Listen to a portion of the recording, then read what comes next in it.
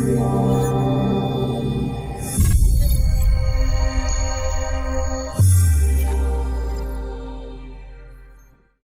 welcome to another edition of Nucleus Investment Insights.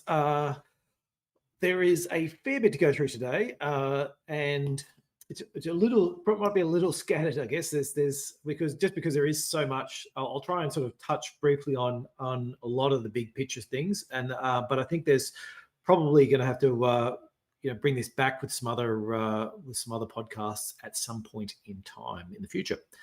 The big point, I guess, is we've been selling some stocks, particularly last week, and taking advantage of some of those bounces we saw over the weekend.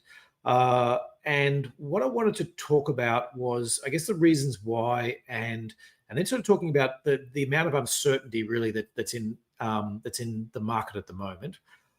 There is certainly an element. And before I get into all this, just a quick disclaimer as usual. Everything you hear today, general in nature, not personal financial advice. If you do want personal advice, sign up to some of our podcasts, sign up to some of our newsletters. Give us a call, book in a meeting, and we can have someone talk to you. The thing I wanted to so the big picture from is there's all this uncertainty.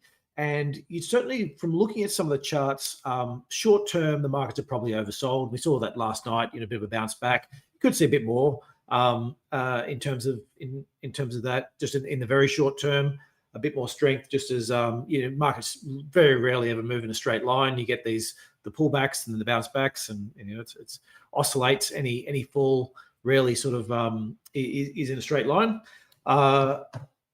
and it is worth noting that if you look at some of the fear and greed type indices or traders or whatever it is, they've gone from being the greed end a couple of weeks ago to the fear end now. And if you look at some of the leverage that's being used and options and things like that, they've also gone from quite bullish a few weeks ago to looking at the very bearish end at the moment. That typically tends to be a sign that markets have overreacted and they'll sort of bounce back at some point. So the short term thing is, yes, markets have come off.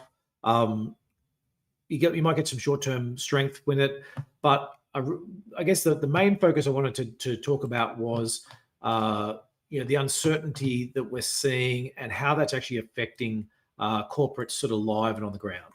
So we've spoken in the past, and that was sort of one of the reasons as Trump was elected for holding a fair bit of stocks was he's got a lot of policies that are very corporate friendly, whether it's just removing a lot of regulations, tax cuts, a whole bunch of these types of things that are really going to add to corporate earnings. And the questions about will they be useful for overall for the US consumer and other factors like that are, I guess, less important. Not less important, but from the stock market perspective, if there's a policy that benefits companies at the expense of consumers, then you'd expect the stock market to be going up on that type of basis. So that's the sort of policies we were looking at largely from coming out of Trump.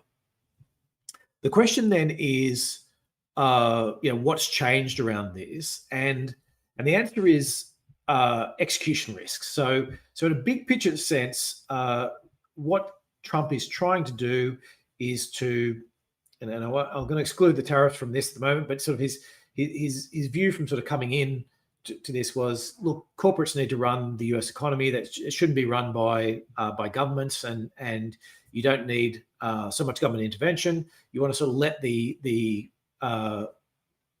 US corporates free to go out and build things and innovate and create sort of create productivity gains and sort of drive the economy forward. And there's some there's lots of benefits to that, and the issue though is around the whole execution part. Can they get that execution right? And we've had a lot of chaos in the last month or two in particular. And we've spoken a little bit about how that's affecting various parts, but I think the chaos has now reached enough of a point that it's starting to have some real fundamental issues and some real fundamental effects on the US economy. So I'm going to leave the tariffs for well, actually no, let's go with the tariffs. So on the tariffs front, where we've started the tariffs on Canada and Mexico, it's sort of a bit unclear as to what Canada and Mexico, well, Canada in particular, what Canada could have done to avoid those tariffs. It seems that there was a desire to put them on, and you know, it's there's not a lot Canada could have done except complete capitulation on a range of different factors that might have avoided those tariffs. They make a big deal for a lot of companies. Now, we've seen the auto tariffs already. They've been delayed for a month. That's probably one of the biggest areas because Canada does do a lot of the production, and the companies there are really going to suffer, and just see prices skyrocket for US made goods, US made cars. So I guess the main point there is, look, if you're putting on tariffs on China and other countries in terms of trying to let your US manufacturers get back into, give them a leg up and let them sort of have a benefit, is that you're not going to do that based on the current supply chains for a lot of companies, because they do go back and forth across Mexico, or they go back and forth across Canada, given there was a free trade agreement. And so I guess the speed at which those tariffs have come on are quite concerning. Initially, it seemed to be that the tariffs were announced and that it was and then backflipped quite quickly, and given a month's grace, and it seemed as if I think certainly from a market perspective, it was treating as well. He's just trying to get concessions in other areas. That's the art of the deal, and that they're not really going to come on. Well, they're coming on now, and as I said, it's unclear as to what would have for Canada in particular what could have flipped that. So that's going to make disruptions to the supply chains. The other thing it's doing for corporates is, a lot of this idea was that we're going to shrink the size of the government, and we're going to let corporates get out and do things and spend money, and particularly in the US, build factories and get that whole economy going. So the big picture, it makes a lot of sense. It comes down to this execution part, because if you're sort of governing in a fair bit of chaos, then the idea that companies want to get out and spend lots of money in that environment is going to be difficult for companies to justify. So if you've got a marginal project certainly if you're a US company and you have some marginal projects offshore, you're probably not doing them because I build that factory. I don't know if there's going to be tariffs on it. Even if it's not, if they mean tariff on Canada, then building it in other countries around the world, Vietnam, whatever, you're running that same risk that one day they'll just pop up and next within a few weeks there'll be tariffs on that on whatever production you put in that. The other side is, though, if you're looking and saying, okay, well, based on that, now we're going to try and build some things in the US, and we're going to change the supply chain, that's going to take years. And particularly if you're looking at something which is already running across multiple countries, and you're going to try and set up a sort of new factory and new processes, you've got just land acquisition and permitting and all these types of things sort of going to waste a year or two on that.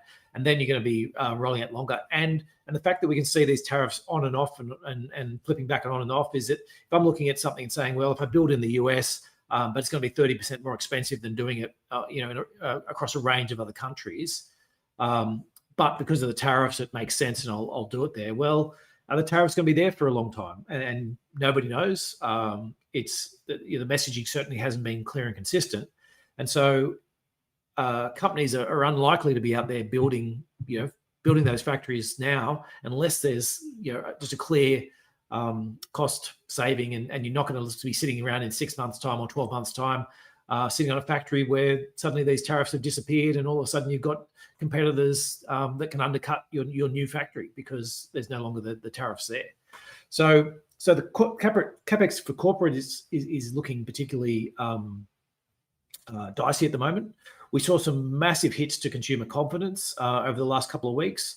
some real falls, and so the initial phases of consumer confidence are often quite difficult to judge, because when you go through a new administration, particularly in the US, because what happens is you go from a group of Democrats with high consumer confidence and a group of Republicans with very low consumer confidence, and then the election happens, and overnight that reverses. And so there is some sort of makeup, or compositional issues that you're sort of facing when you're looking at consumer confidence around elections. We're far enough past that now, though. We're sort of 4 or 5 months in, and the announcements or the numbers we're really starting to see from consumer confidence is pointing in that direction of saying, well, consumers are concerned about spending. And now part of that comes from what, or a big part of that will probably comes from what Elon Musk is doing. There's certainly some, it wouldn't fill you with confidence that, they laid off a whole bunch of nuclear scientists and then all of a sudden had to reappoint them again because they realized actually that these are the guys running our nuclear weapons. We actually need them. Those types of ones, or sending out an email to 1 in 5 employees effectively in the US workforce and telling them to justify their job, and firing all the anyone on probation, and then hiring a lot of those back because they realized actually some of them they actually needed. That whole flip-flopping around from a consumer perspective is 1 in 5 workers works for the government. Most people probably have a relative or friends who are in that position and can see that going on. If you are in that position yourself, you're probably unlikely to be taking expensive holidays or doing that renovation you thought about, or buying a new car that you're considering. With all the uncertainty, chances are that's sort of a fifth of the US workforce that's going to sort of say, well, I might just sit back and wait, and I'll have a cheaper holiday, or I'll hold off my extension for another year or two. Those types of factors, I think, that are really going to come to play in the US consumer confidence. Housing construction, we saw some pretty bad housing construction numbers. The inflation, I've spoken for a few months now about how we're still seeing that, that inflation really hasn't fallen back as far as what you would have liked within the US economy. And you're starting to see signs, even before Trump was in, that inflation was picking up. And so, that inflation side and then the greedflation. I spent a whole podcast a couple of weeks ago talking about how companies will use tariffs as an excuse to push through greater price rises. We're seeing that in terms of consumer expectations. We're likely to start seeing that show up into and particularly now tariffs are on. We're going to start seeing that right throughout the US economy. And so you've got the Fed then sitting there saying, okay, inflation and everything was fading away. Now there's effects that are going to be bouncing up, where they had planned on cutting rates, but that they're going to have to try and, just working out what's going on is going to be difficult in terms of how much of the inflation is just one-off, change because of the tariffs, and how much of it is actually going to be ongoing inflation that we're already seeing in the numbers and starting to lift. The chances are they're going to do less rather than more. In terms of, and I think there's probably a bias towards inaction over action within the Fed until they can get some, particularly clear signals. What else are we looking at? Immigration. So there's obviously a big crackdown on immigration. That's probably going to make a difference, some difference to wage growth. So there's some positives, I think, for US citizens themselves in terms of higher wage growth than expected. But there's going to be a lot of these lower paid jobs that are going to go unfilled, and questions then about what does that do for corporates and the flow on into how much money they want to spend in terms of expansion. If they're worried they might not be able to find the employees they want, or if they're going to have to pay a lot more for the employees they want than what they might have otherwise thought. It hasn't really come to a head yet, but I do think there's probably a few issues in terms of the law and order type things. There's going to start coming up to the fore. Obviously a lot of people cut from and a lot of sort of a bit of clean out of the Department of Justice in particular, but also a lot of the sort of law and order and FBI sort of looking at a lot of changes they're making there.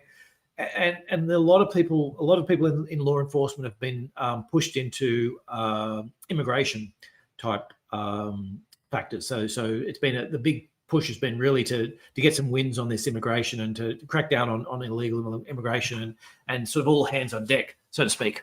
And the issue for that is, well, if all hands are on deck chasing down illegal immigrants, then likely that the other things they would have been watching, whether it was terrorism type things or drug or other sort of law and order type factors that they should have been dealing with, or sorry, might otherwise have been dealing with, that you might start seeing some issues starting to break out there.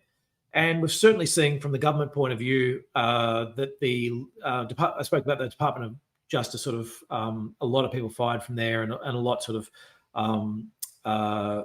there's been a big change in terms of the focus, and there's been a push to try and prosecute some people that might not have otherwise been prosecuted, and also a lot of people sort of either pardoned or we have a Democratic mayor who's up for corruption charges, and they're trying to get him sort of try to let him free, not on the legal merits, but on a sort of, well, if we let him go, then he'll do other stuff for us. And so I think there's some issues within the legal system, and just that lockdown I spoke about 3 or 4 podcasts ago about saying, look, there's this because of the big turnover in people there, and because of the types of cases that he's looking to prosecute, they are having problems getting lawyers who can prosecute the cases and defend the government around a lot of these executive orders.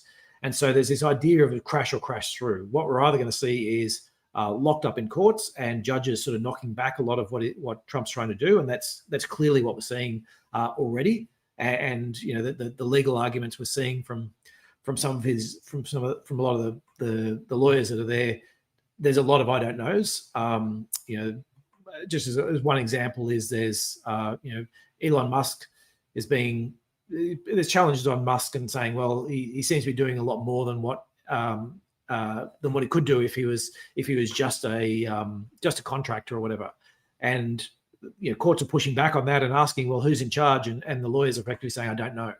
And then eventually they're coming up with a name of somebody who's not Elon Musk, and they're saying, well, who was in charge before this person? And again, the answer is I don't know, which seems which is not playing out well in terms of supporting the government, sort of pushing through what it's doing and supporting its claims. And so I do think there's this gridlock happening in that legal system. The question is whether the Supreme Court will then free that up and basically say, the president no longer has to follow the laws of Congress. He can decide which ones he wants to and which ones he doesn't. Now, as I said, there's a podcast, we did a whole bunch of that, and it's sort of this crash or crash through. Either way, I think there's certainly some concerns over what's happening there, and whether there would seem to be at least a number of cases of retribution or sort of selective prosecution by sort of departments upon companies or people who had voiced concerns about Trump. So I don't think any of that is positive for creating an environment where companies feel willing to get out and spend big in terms of these, and a lot of that does sort of point to higher inflation and more issues from that. So lots of uncertainty. Supply chain disruption, I mean, is a big one coming, and that's probably the one. That's probably the most risk I think there is to inflation from my point of view, and the part that's going to be really hard for the Fed to try and work out, which is when tariffs come on, there is an immediate jump in prices, but as long as tariffs aren't rising, that's sort of a one-off jump, say of 20% for the tariffs from China, but then it's not an ongoing one, so you can sort of look through that inflation. If though that turns into significant supply chain disruption, that what we're seeing is trying to build factories elsewhere, trying to source from other areas, goods from China end up needing to go to Europe, and whatever Europe was using needs to come across to this stuff produced, say, in Eastern Europe that was being supplied to Western Europe, but now that needs to be shipped over to the US, whereas the stuff that was in China that would have gone to the US ends up in Western Europe, and just things, 1,000 small things going through. We've got a very complicated supply chain that we saw during the pandemic. Is that disruption to that is very likely going to cause more inflation, and that's potentially a global issue. And so trying to work out where that sits is going to be important. What else have we got? We didn't even get to Ukraine military spending, so big questions there. I will talk a little bit about Bitcoin in a little bit, but there's obviously lots going on in this uncertainty. And let's go to a quick sales message and I'll sort of wrap up and this part of it and then talk about what this means for investment. We'll be back with the investment insights very shortly. Nucleus Wealth is an active and passive investment manager. If you like what you're hearing and want some help with your investing, we can do it for you via our active portfolios.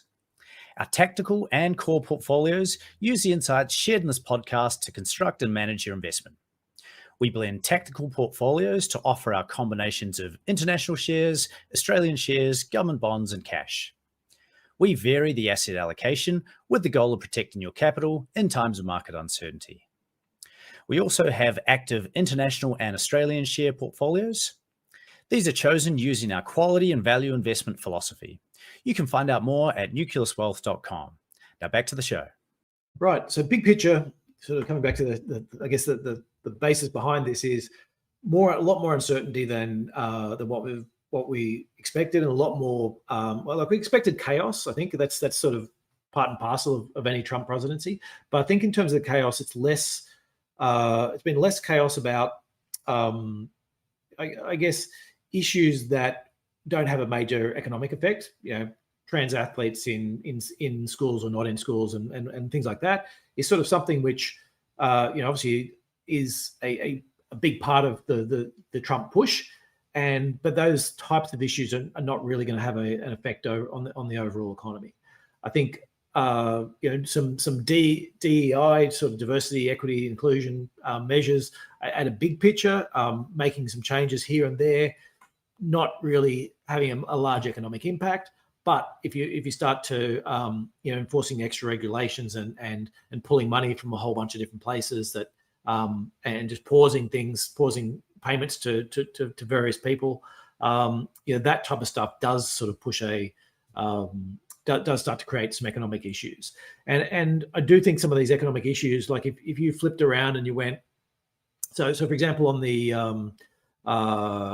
on firing all the anyone who's under probation working for the government, they actually 180'd that a couple of days ago, based on losing some of the court issues they have, and they've put it back to government departments now and said, okay, government departments, you've got 6 months to work out how to pull back on your number of staff.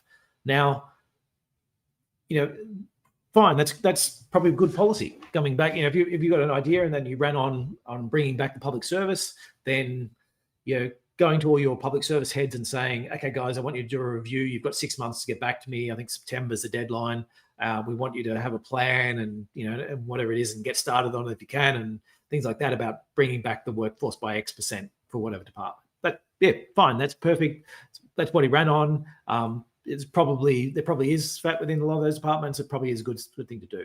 But because you've inserted the chaos at the start and made everyone, you've told everyone they need to justify their jobs, and you've fired a whole bunch of people regardless of whether they're good or not, just because they happen to be under probation, and then had to turn around and hire a whole bunch of those people back, and there's lawsuits and wrongful terminations.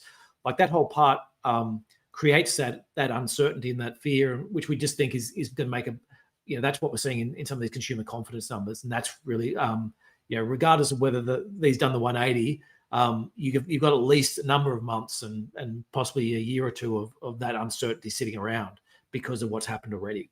And we do think that's going to flow through into other sectors as well in terms of what we're seeing in terms of that uncertainty. Okay, so overlying that though is, so you've got this uncertainty, and it sort of seems we've done enough damage now that that's going to make an economic effect. The question now is, is there a Fed put, so to speak, out there, and is there a Trump put out there that's sort of waiting in the wings to come through?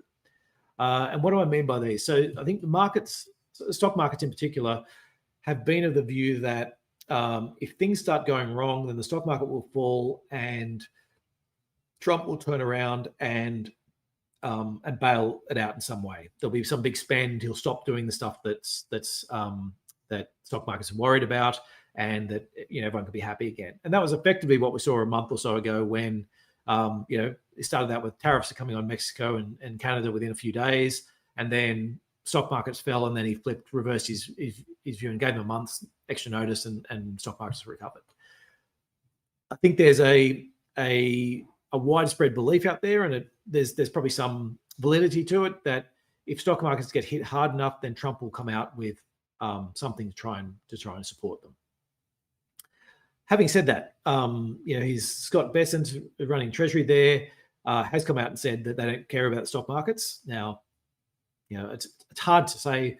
Well, it's hard to say even when Trump says stuff whether he's going to follow through on or not, whether he believes it or not.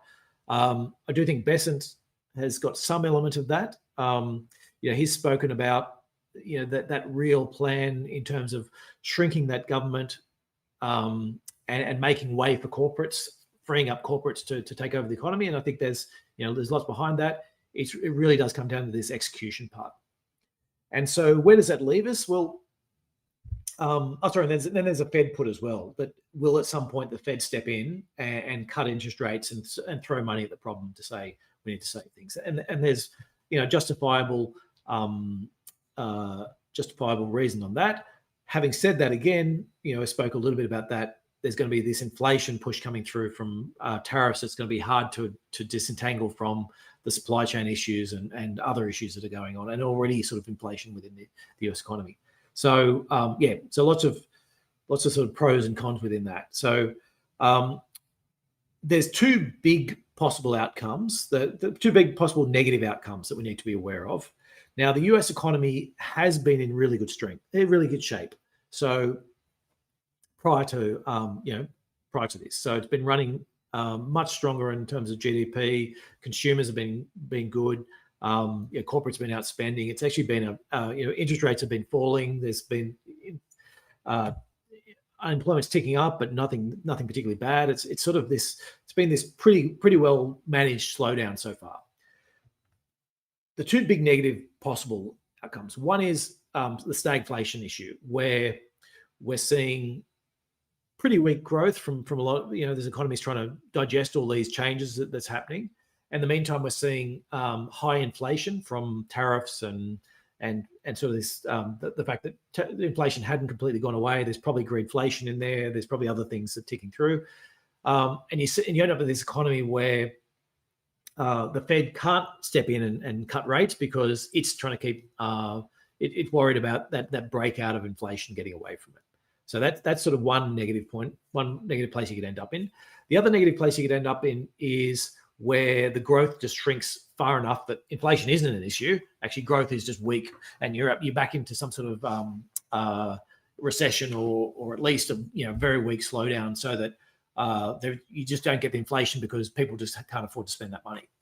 And so that's both of those are. Under all these scenarios, there's a lot of positives coming to companies, but if you've got that overall economic low growth, despite the fact you might have less regulation, you might have you're capturing money from greedflation, you're capturing more money from being supported by tariffs and things like that, is that the overall growth is enough to pull it down. Okay, so that's our two negative scenarios. The positive one is that the US economy is pretty strong. Look, it can shake off a lot of the problems that are on, and it keeps sort of inflation in not getting too far ahead of itself. And you end up with the US economy hasn't fallen over far enough to create real problems. And then you get the Fed step in with a Fed put. You get Trump step in with lots of fiscal stimulus and so the Trump put, so to speak, as well. And then you get this sort of market takeoff in the event. So if that's your sort of three different scenarios, our view is that you need some extra cash going into this. So is that we've taken advantage of that spike. Markets are still relatively elevated from where they've been, or certainly prices are still relatively elevated. Earnings have started to weaken a little at the margins. Not concerning yet, but certainly at the margin, we're starting to see those earnings forecasts start to come back in. Is that we want to hold off, look for that weakness, and then use that as a buying opportunity at some point. If we think the fundamentals of you're in that middle state where things aren't that bad, and you're getting the Trump put and the Fed put, or you're at the stage where you can see one of these other two negative scenarios are going to come, and then you're going to need more cash on top of that, and wait for the next phase before you can finally get the growth come through. So either way, our viewers look, we want to take some off the table and just sort of have a bit more cash. They're looking to take advantage. And then we also changed a lot of the sector splits and how we're looking at that. And I'll get into that after this message. We'll be back again shortly.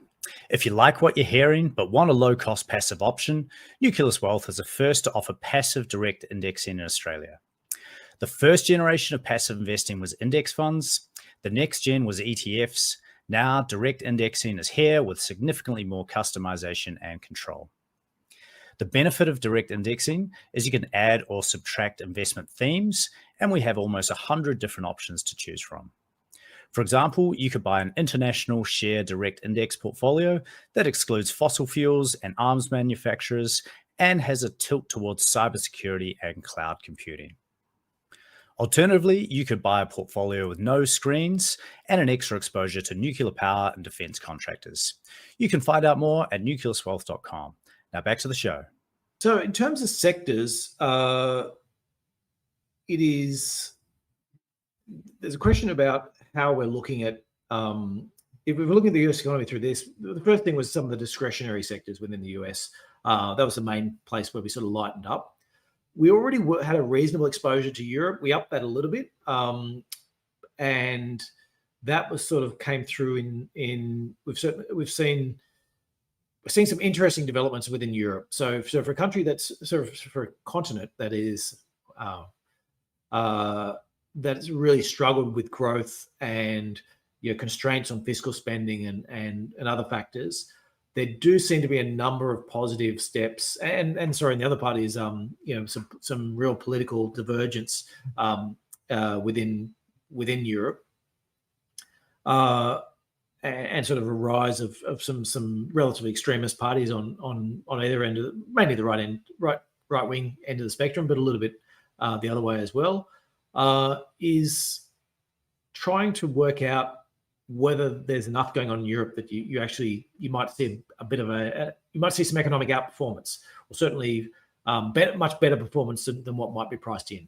So Europe trades way less than the US. It's on some significant discounts to the market, whereas to the global market, whereas the US is on a significant premium. So you can pick up companies a lot cheaper. The question then is are these companies that are actually going to benefit from it? So Germany's the two sort of main parties there, which look like they'll form government, but still not finalised,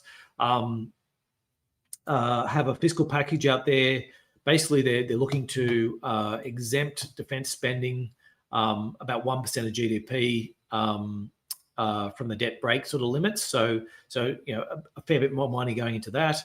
And that's actually true across a lot of Europe. We're seeing this defense spending, obviously with the breakdown in terms of the Ukraine. A lot of those countries are now looking at significantly increasing their defense budgets. Most of them have already increased their budgets, a fair bit over the last sort of 10 years. But another increase I think is highly likely. Now, defense spending's, I mean, it's nice. It's a bit of a transfer from governments across into corporates. So capital markets do benefit in that perspective, but it's not that it doesn't have a very big what they call fiscal multiplier.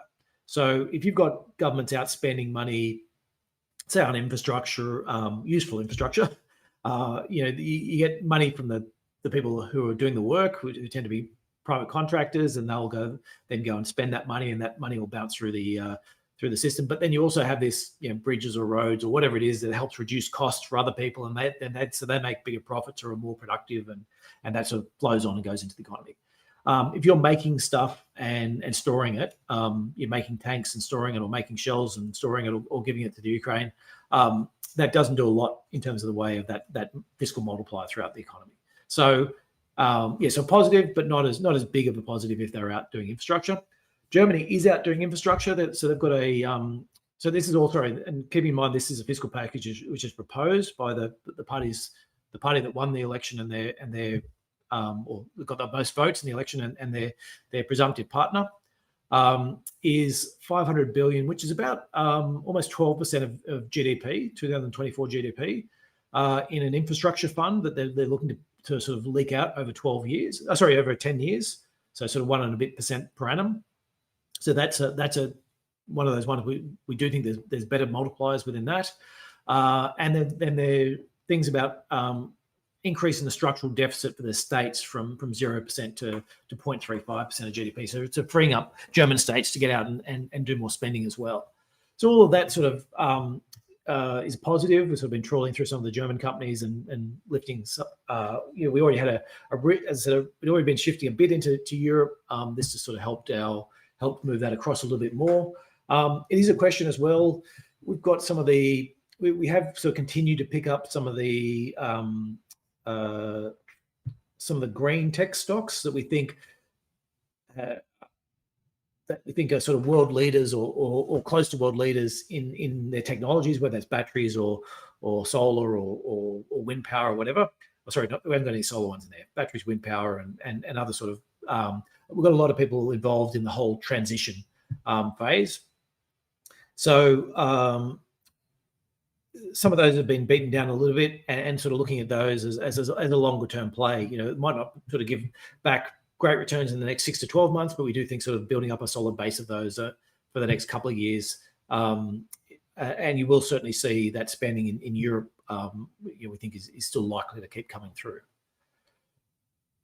There's a lot of the defence contractors in Europe have obviously jumped a fair bit as well. There's been a real run in that. There are lots of questions. The Ukraine is a tough one to sort of take any sort of investment view on that. There could be an agreement next week on that, or we could be sitting here in 3 years' time with little changed. And I think it's quite difficult to, as an investor,